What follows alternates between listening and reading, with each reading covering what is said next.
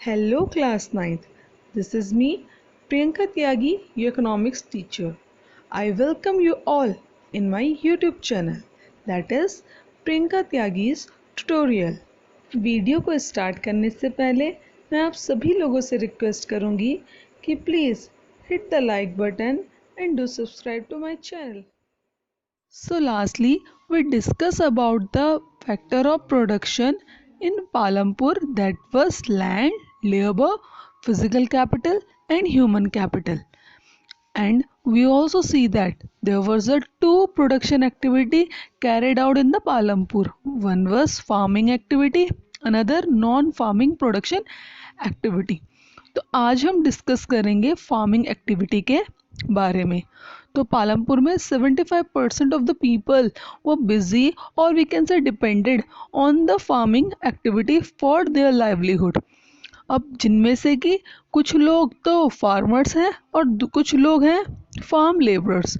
जिनके पास ज़मीन है वो तो फार्मर्स हुए और जिनके पास ज़मीन नहीं है वो फिर भी फार्मिंग पे डिपेंड है, तो दे वर कॉल्ड फार्म लेबरर्स।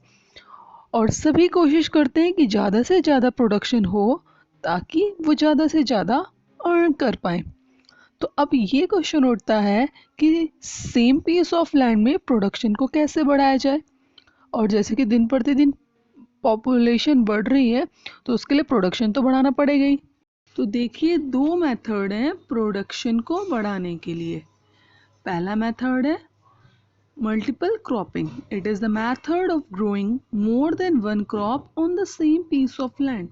ये वो मेथड है जिसमें हम एक ही ज़मीन के टुकड़े में एक से ज़्यादा क्रॉप उगाते हैं एक साल के अंदर।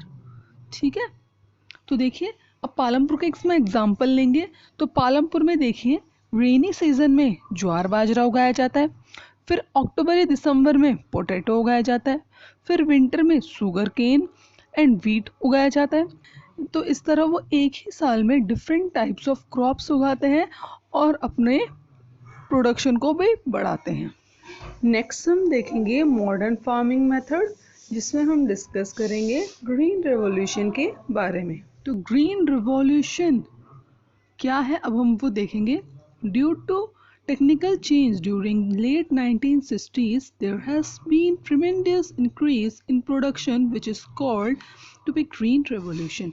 तो पहले green revolution क्या है, तो 1960s लेट 1960s के बाद क्या हुआ, टेक्निकल चेंज आने के कारण हमारे जो प्रोडक्शन है उसमें बहुत ज़्यादा इंक्रीज आया। तो इसी को हम क्या कहते हैं, ग्रीन रेवोल्यूशन कहते हैं। तो अब इसके बारे में डिटेल में देखते हैं, इंपॉर्टेंट टॉपिक है ये। Green Revolution referred to the large increase in production of food grain due to use of high yield variety seeds. तो Green Revolution यानी कि प्रोडक्शन का बहुत ज़्यादा बढ़ना, और किस कारण से बढ़ना वो फूड ग्रेन के प्रोडक्शन का, HYV सीड्स के कारण। HYV सीड यानी कि हाई यील्डिंग वेराइटी सीड्स के कारण।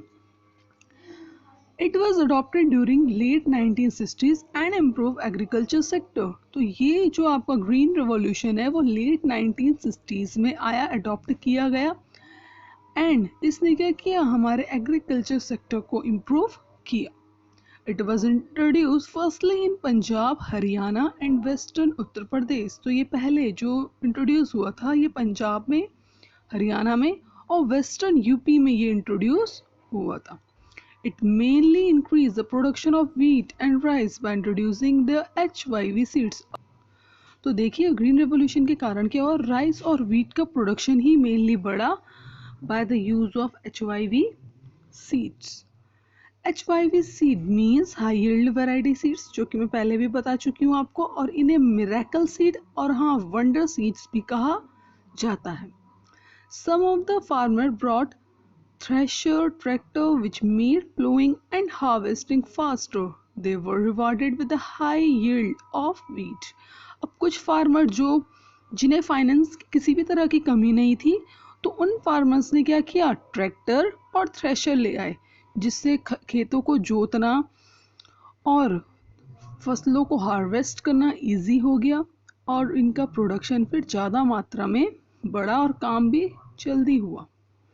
Now many farmers have greater amount of surplus of wheat to sell in the markets.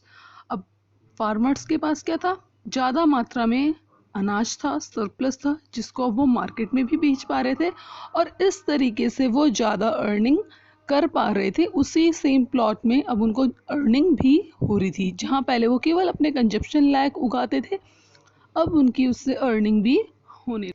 Next देखेंगे हम कि रिक्वायरमेंट क्या है आखिर HYV सीड्स की, क्या क्या चाहिए उनको। तो HYV सीड्स में एक तो बहुत ज़्यादा हमें वाटर की ज़रूरत होती है, दूसरा high dosage of chemical fertiliser and pesticide, बहुत ज़्यादा केमिकल फर्टिलाइज़र और पेस्टिसाइड्स की भी इसमें ज़रूरत होती है, कीटनाशकों की भी ज़रूरत होती है। नेक्स्ट है मॉडर्न मशीनरीज का हम जितना यूज़ करेंगे इसमें तो उतना अच्छा हमारा प्रोडक्शन, उतना ज़्यादा हमारा प्रोडक्शन होगा। मॉडर्न मशीनरी जैसे ट्रैक्टर, थ्रेशर, ETC। नेक्स्ट है सफिशिएंट फाइनेंस, और हाँ सफिशिएंट फाइनेंस यानी कि पैसे की उपलब्धता भी आपकी सफिशिएंट होनी चाहिए, ताकि भी सीड्स अगर आप प्रोडक्शन करो तो जो भी उसमें रिक्वायरमेंट है केमिकल फर्टिलाइजर पेस्टिसाइड्स को बार बार लाने की, तो वो रिक्वायरमेंट ईजिली पूरी की जा सके। तो ये कुछ रिक्वायरमेंट्स थी आपकी HYV सीड्स की जो हमने देखी। अब देखेंगे ग्रीन रिवॉल्यूशन। देखो हम इतना ज़्यादा केमिकल फर्टिलाइजर यूज़ कर रहे हैं, इतना ज़्यादा पानी यूज़ कर रहे हैं, तो कहीं ना कहीं तो हमें नुकसान होगा ही। नेचुरल रिसोर्सेज हैं, ज़मीन मिट्टी सब नेचुरल रिसोर्सेज हैं, वाटर नेचुरल रिसोर्सेज है, तो कहीं ना कहीं नुकसान तो होगा ही। तो अब क्या ड्रॉबैक्स रहे हमारे ग्रीन रिवॉल्यूशन के, अब हम उनको देखेंगे। Land being the natural resources, it is necessary to be careful while its use। तो जैसे कि आपको पता है ज़मीन जो है हमारा वो नेचुरल रिसोर्स है, तो इसको यूज़ करते टाइम पे हमें बहुत ज़्यादा केयरफुल होना चाहिए।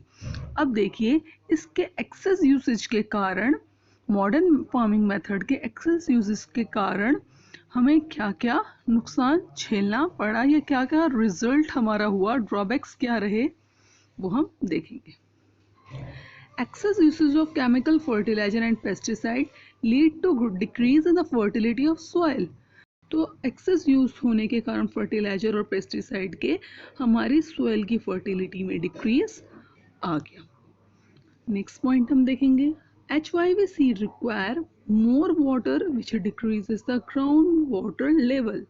तो HYV सीड्स को क्या चाहिए, ज़्यादा मात्रा में पानी चाहिए होता है, जो हम ट्यूबवेल्स वगैरह की मदद से उपलब्ध कराते हैं। तो इससे क्या हुआ, हमारा जो ग्राउंड वाटर लेवल था वो भी बहुत नीचे चले गया, डाउन हो गया बहुत ज़्यादा। और तीसरा नुकसान क्या था इससे, only rich farmer were benefited by this as it require more financial resources to produce seeds and fertilizer. और इससे जो बेनिफिट ज़्यादा उठा रहे थे वो केवल आपके रिच फार्मर्स ही उठा रहे थे, क्योंकि उनके पास फाइनेंस की कोई भी कमी नहीं थी। हालांकि जो पुअर फार्मर्स थे, जिनके पास छोटे ही ज़मीन के टुकड़े थे और फाइनेंस भी कम ही था, वो उसका इतना फ़ायदा नहीं उठा पा रहे थे। ज़्यादा फ़ायदा उठाने वाले कौन थे, आपके रिच फार्मर्स ही थे। तो आज एक बार रिवाइज करेंगे कि आज हमने देखा क्या क्या। तो हमने देखा दो method to increase the production. एक था हमारा मल्टीपल क्रॉपिंग यानी कि एक ही साल में एक से ज़्यादा क्रॉप उगाना, और दूसरा हमने देखा ग्रीन रेवोल्यूशन, जिसको हम क्या कहते हैं, modern farming method of production कहते हैं। इसमें हमने ग्रीन रिवॉल्यूशन कब आया ये देखा हमने, लेट 1960s में। उसके बाद कहाँ कहाँ पहली बार आया ये, तो पंजाब, हरियाणा और वेस्टर्न यूपी। उसके बाद HYV सीड्स का इसमें यूज़ किया गया। नेक्स्ट हमने देखा कि इसकी रिक्वायरमेंट क्या थी, तो रिक्वायरमेंट इसकी थी ज़्यादा पानी, chemical fertilizer, modern machinery and sufficient finance होना चाहिए। फिर ड्रॉबैक्स देखे हमने कि ड्रॉबैक्स ये थे कि ज़्यादा यूज़ करने के कारण केमिकल फर्टिलाइजर, पेस्टिसाइड, इससे हमारी सॉइल की फर्टिलिटी कम हो गई और फ़ायदा केवल रिच फार्मर्स ही ज़्यादा उठा रहे थे। एंड वाटर लेवल में भी क्या आया, एंड वाटर लेवल में भी हमारे डाउनफॉल आया। So that was all for today. Thank you, and please do like, share, and subscribe to my channel.